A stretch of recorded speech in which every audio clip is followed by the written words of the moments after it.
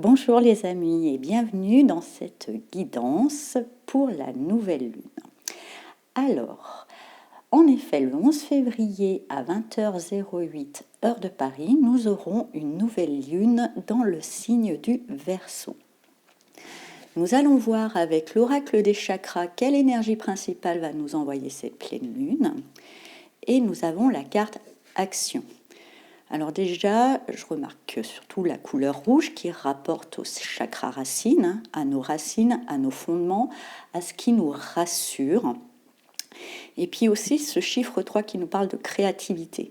Donc je pense qu'il y aura des idées, des envies, des projets afin d'améliorer un certain confort ou une certaine sécurité matérielle surtout, puisqu'on est dans le chakra racine. Il y aura cette nouvelle lune aura pour effet de nous insuffler des idées afin d'améliorer une certaine sécurité. Et effectivement, elle nous demandera aussi de garder quand même une certaine motivation, une persévérance, une discipline. Il y a une notion de mouvement, donc le mouvement là aujourd'hui il est un petit peu limité. On va voir un petit peu plus loin avec le grand tarot Béline ce qu'il a à nous dire. Donc on va voir quelle invitation de croissance avec le grand tarot Béline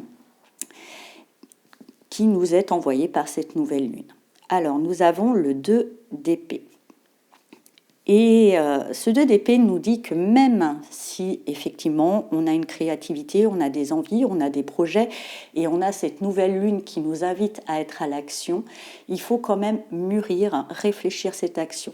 Il faut justement, comme peut-être le contexte ne se prête pas à la mise en place de ces idées, c'est peut-être l'opportunité de vraiment tester cette motivation.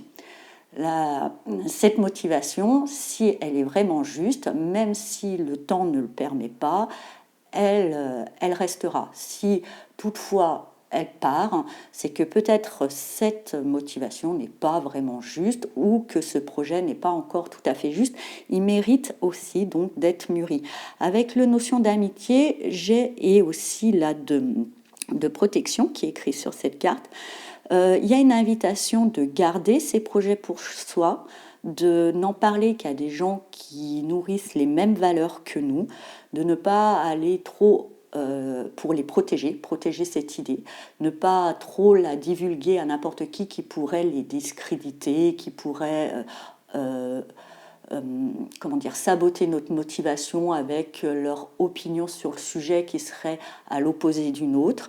Donc bien garder, je dirais, ces idées pour soi, les laisser mûrir et éventuellement les partager qu'avec des personnes proches qui nourrissent les mêmes valeurs, car ce chakra racine dans cette carte d'énergie principale nous parle vraiment de fondement, de nos valeurs profondes, de nos racines, donc rester dans ces fondements et ne pas trop déborder à en parler à qui veut bien l'entendre pour pas que certaines personnes, pas dans une mauvaise intention, mais parce qu'ils ne partagent pas les mêmes valeurs que nous, puissent saboter ou diminuer une certaine forme de motivation.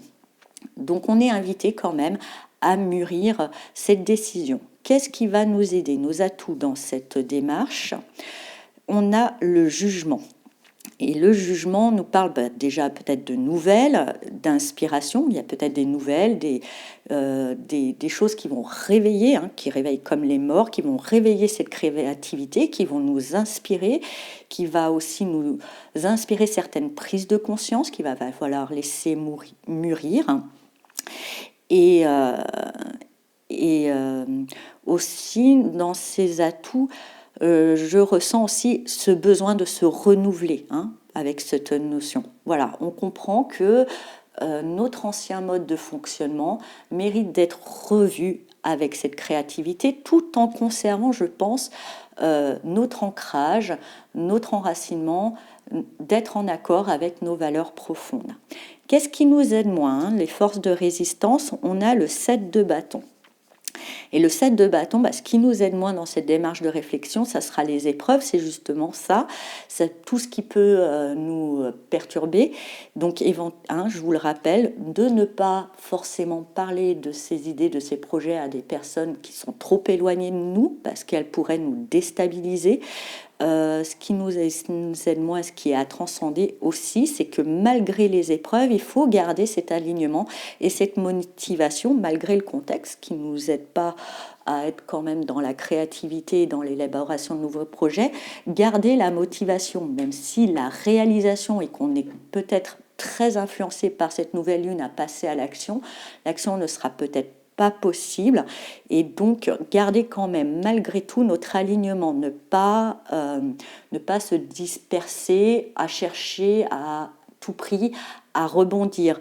Effectivement, même si l'atout, dans les atouts, il y a une envie de se renouveler, de partir sur des nouvelles bases, ne pas démultiplier ces nouvelles bases, ne pas avoir 50 idées à la minute, savoir justement grâce à ce 2 d'épée, laisser mûrir, laisser bien réfléchir à ce qui compte vraiment et rester aligné, ne pas se disperser.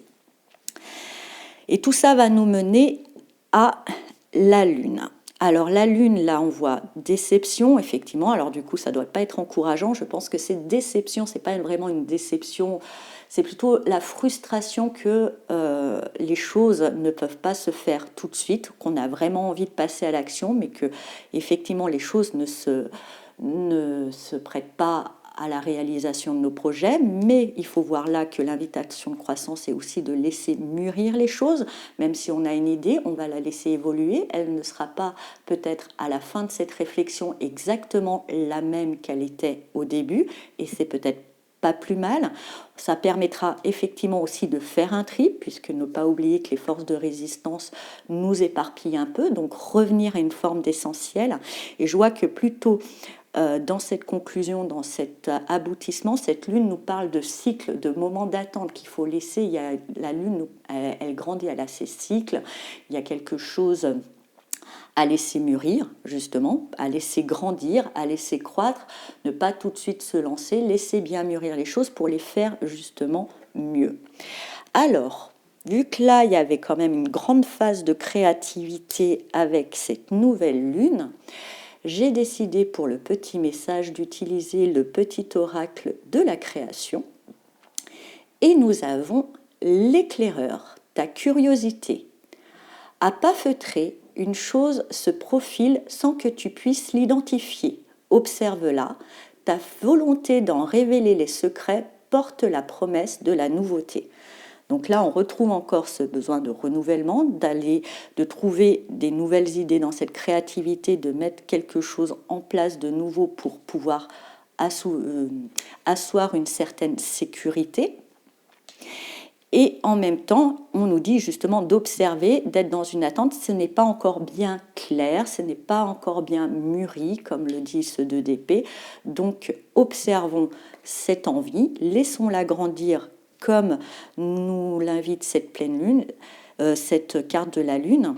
Laissons-la évoluer. Elle sera peut-être pas exactement comme elle était au début, mais en tous les cas, il y a une piste au début. Il y a une piste, il y a une idée quand même qui est bonne, mais qui mérite quand même encore d'évoluer.